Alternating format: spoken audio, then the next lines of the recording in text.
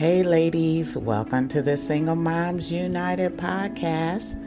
It's a good day to have a good day. If this is your first time joining, welcome. If you are a repeat listener, you already know. Thank you in advance for doing what you do and just continuing to stop by and listening. And hopefully you're finding some value in this podcast. So whether you're far or near, thank you. I appreciate it. I'm so humbled that you have stopped by, since there are so many other podcasts that you could be listening to. All right, well, we're going to get right down to business. Going to be talking about etiquette today and manners, not only from a child's perspective and you training your child, but also for you, Mom. Everyone isn't as fortunate as we would like to be as far as being taught how to behave in certain situations.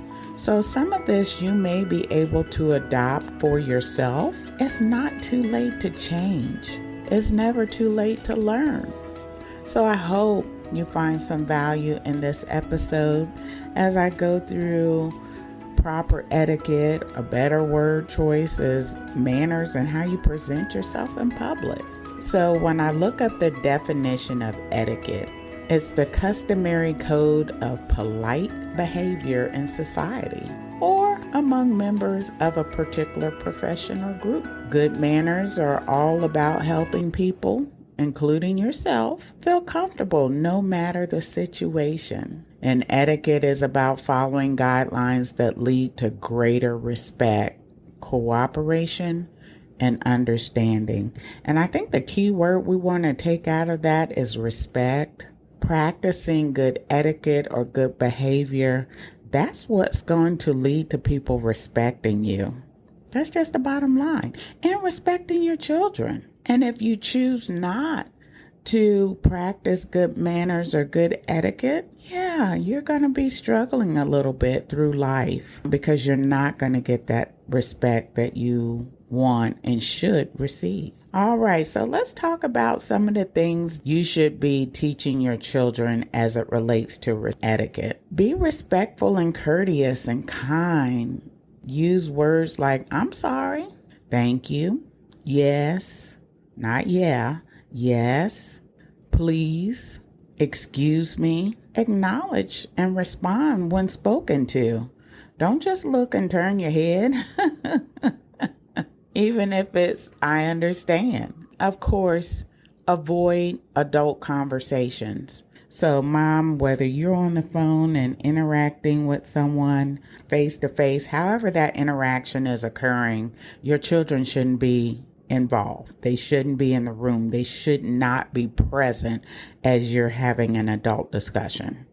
Because remember, they're sponges and they're absorbing some of those word choices and behaviors that you're displaying that may not be positive. So your children shouldn't be involved in that. Let your child be a child. Let them have fun. There's going to be plenty of time for stress later on in life, as you know, as I know. So let your child be a child. Go have fun. What else should we be teaching our child or our children? And one is accept differences. People come in all different shapes, sizes, and colors.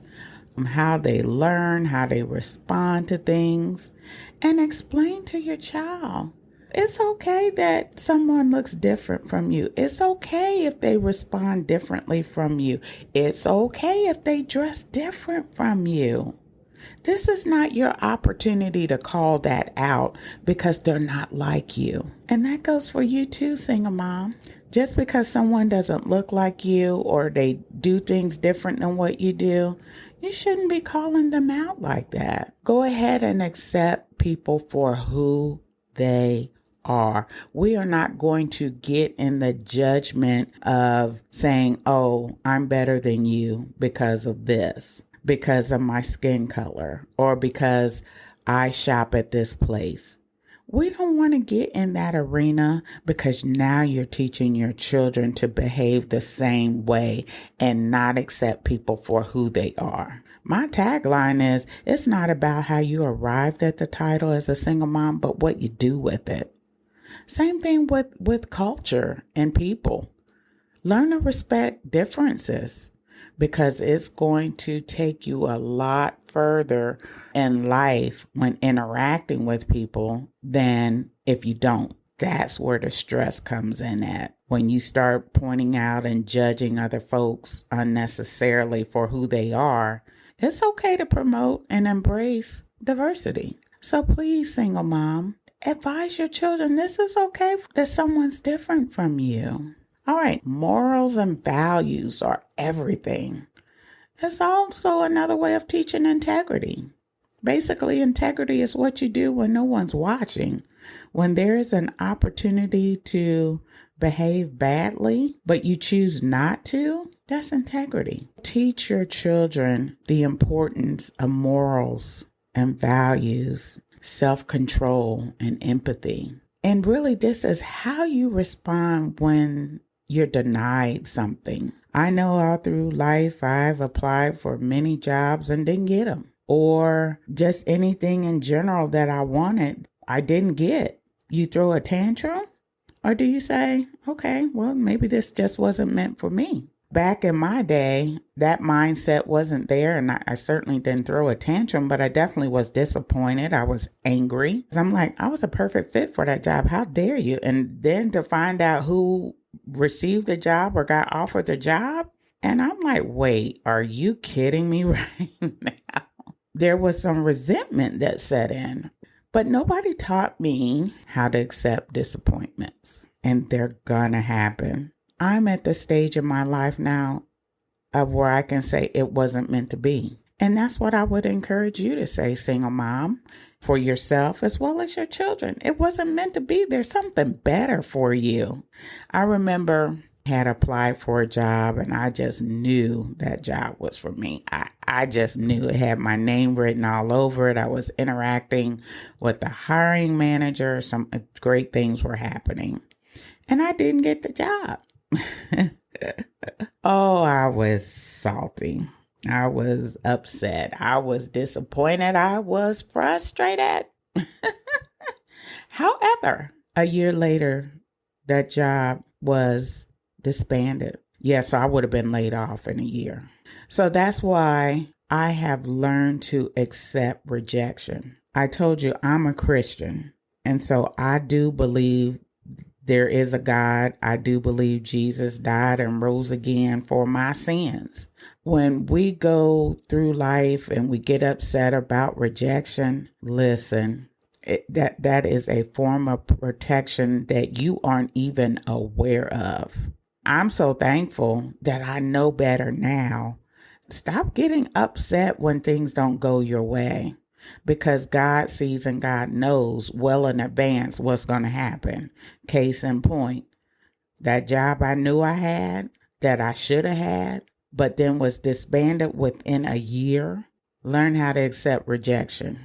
So all that energy I put into being mad and disappointed, and now I turn it into grateful versus hateful. I did all of that for what? Because God knew that job wasn't going to be there in a year.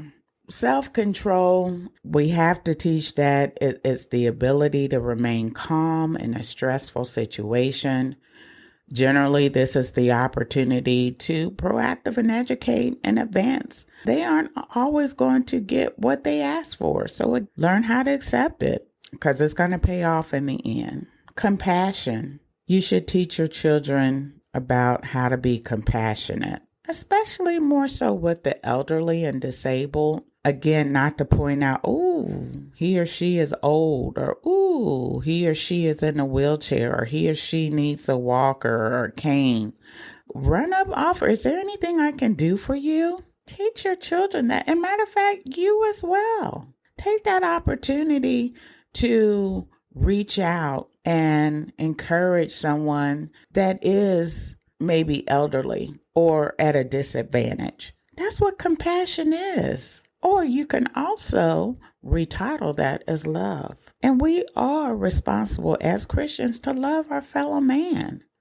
And we shouldn't have to wait when we see that someone is at a disadvantage for us to display compassion or love towards them. There's going to come a time when you may have to go through something very similar and you're at a disadvantage and you may need somebody to show some compassion and or love. A few months ago, I was having some problems with my foot. It actually was aching, so I was doing a lot of limping and so forth, but I was still getting around. I had went to the grocery store and I was limping through the store and limped back to my car with the cart, and I had put the groceries in my trunk. A lady just came out of nowhere and she said, "Ma'am, can I take that cart for you?" I didn't know who she was. I'm assuming she saw me limping.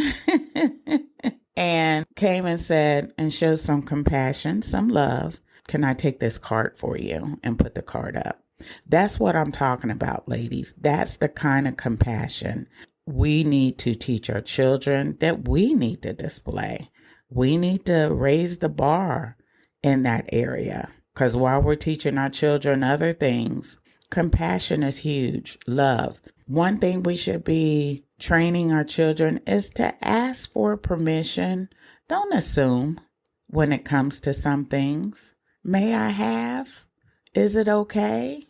They'll go in, open that refrigerator, pull out food, eat the last bit of this and the last bit of that, and you'll go and be like, "Oh, wait, what happened to?" Because they didn't ask. They just went and got it. And maybe that's the household you want to your children feel comfortable in. But at the end of the day, with inflation as it is, some things might have to be done just a little differently and a little sparingly. So you would want to encourage them to ask when it comes to some things. Even when you go into the store, they shouldn't be all rowdy and carrying on and, "Mama, I want this cereal, and can I have this candy bar, and can I have..." No, no, no, no, no, no, no. Look, we're going to do this in a proper manner. We're going to show etiquette in how we conduct ourselves in public. And it's okay, and you might reward them, and you should have some type of reward process in place for your children. So when they do good and you all are at the store, they did their homework on time, and maybe they cleaned up something without you telling them or asking them to. And maybe you do go on and get buy that Snickers for them. and that's okay. Because now what you're doing is you're instilling in them how to be rewarded for good behavior. You're embedding this mindset in them. If you do good, then you get this. And now what that's going to do is encourage them to continue to practice good behavior. And it's just that simple.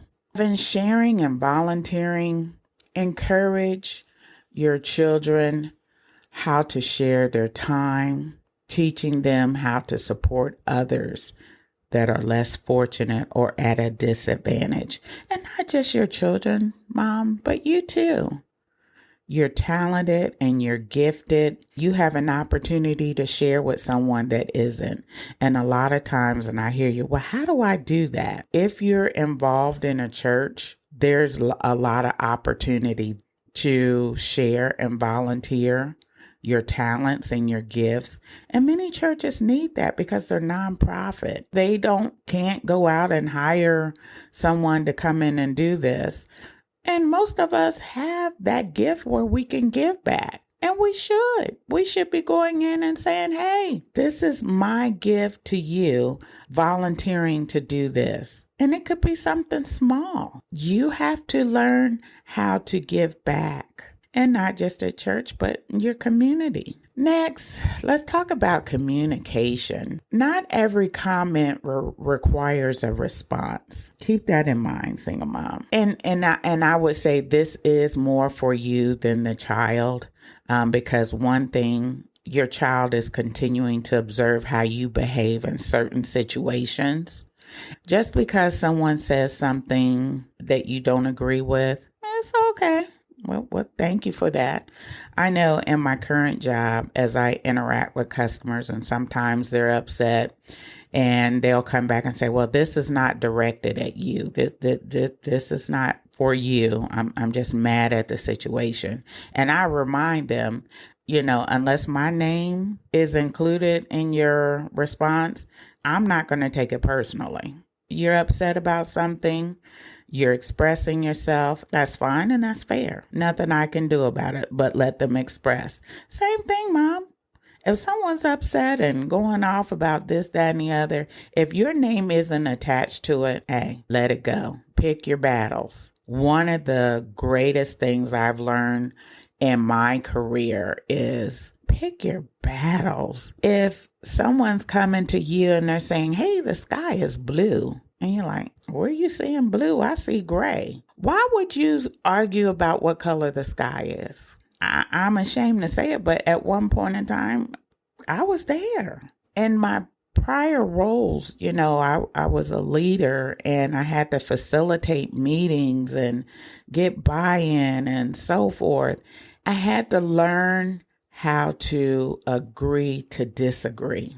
This is a big one. And this is one you definitely have to pass along to your child or your children. Learn how to agree to disagree. It's okay if you don't agree. It's what makes the world go around. You're more respectful to one another when you just reach that consensus. We agree to disagree. And I'm so glad I learned this. Yeah, it was a little later in life. To be an effective facilitator or an effective leader, I had to learn to agree to disagree. I still received the same respect because now I'm not arguing with you. I'm not wasting time trying to put my point across when I knew you weren't going to change your mind. And you knew I wasn't going to change my mind. We were both passionate about the topic, but guess what? We agree to disagree. Now we're moving on. And we garner more respect for one another now because of it. All right. Social manners. Listen, this is really for their young men or young boys. One of the things that you have to tell your child or your children, bodily functions are natural. Burping, farting. It's not okay to do it in public and laugh about it. And if you do have to do it in public or if it slips out, say, excuse me, okay? Because we all gonna know from the smell somebody did something, okay? So it's okay you acknowledge that you did it. Have a tendency, or I've seen the little young fellas do what they do and laugh and giggle, and there's this black cloud lingering while they're laughing and we all choking and stuff. Or we should just really teach children, not just the young ones, young boys, but children in general, burping and controlling your bodily functions in public. Need to try to control that. How about that? And then let's teach kids how to recognize bad behavior and the consequences of it. It's unacceptable to talk back to your parents because back in my day, if you wanted to live to see the next day, you didn't even roll your eyes as you were walking away where she couldn't even see. I'm just saying. Behavior, teach your kids what bad behavior is as well, and balance that out with good behavior and consequences of both.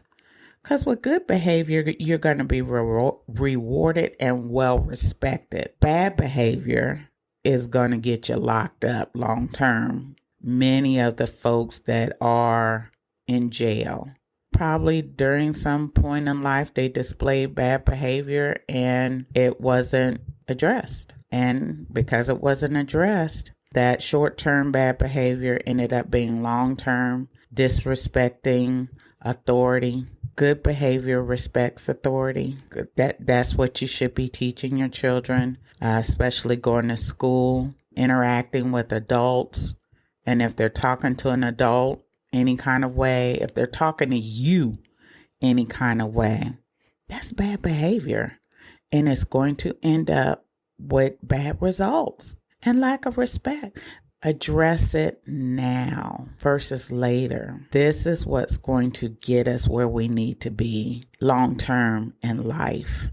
You have to address these things as soon as they happen. You can't wait. As soon as your child starts talking, you want to start introducing positive behaviors early.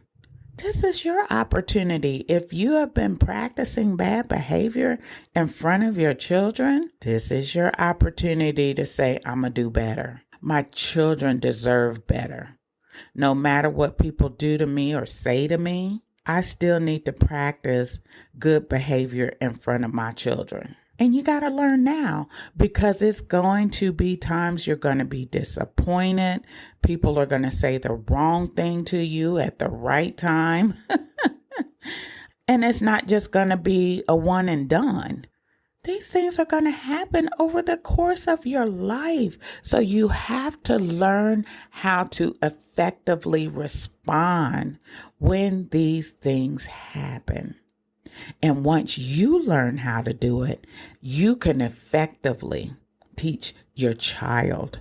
One of the things my daughter told me, she said, Mom, I've seen you get people together and never say one curse word. I've seen other people, every other word was a curse word. At the end of the day, you have to think about the message you're trying to send. Everybody can say curse words, so what? What does it mean? Is it going to get you what you are desiring for an outcome? Using the same word choices to also express your discontent with the situation. That has as much value or more, because now people are like, okay, I'm building respect. You were able to talk to me and share with me without cursing me out. And really, what's the benefit of that? I think it's more so for you than the other person, because now all you're going to do is get a shouting match between the two of you and cursing back and forth. They don't need to hear that. Teaching etiquette and manners will be the most important thing you do as a parent. Why? Because you're going to have to release your child or your children into society. These are fundamental things that they need to be taught. We all are going to leave here. We're getting out of here. Death is real. Some of us will go sooner than others. We're leaving them here. This is our opportunity to teach them how to navigate through life. There's going to be some disappointing days. All of these things are going to happen in life. So it's up to us to share with them how to handle these situations. And in reality, it really isn't even about a whole lot of verbal communication, but it's about what they see. Always going to be the best teacher when it comes to educating our children. A lot of them, you can sit and talk to them, but they'll zone off. But if they see something, they watching. They're paying attention. Even with my kids, when I didn't think they were watching, they were watching.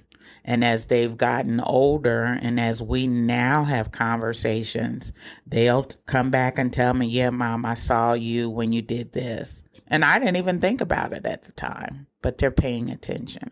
All right, ladies, I hope you enjoyed today's topic of etiquette and manners. I went a little longer than normal, but I think it's important. And if you found value, definitely go to singlemomsunitedpodcast.com. Leave me some comments.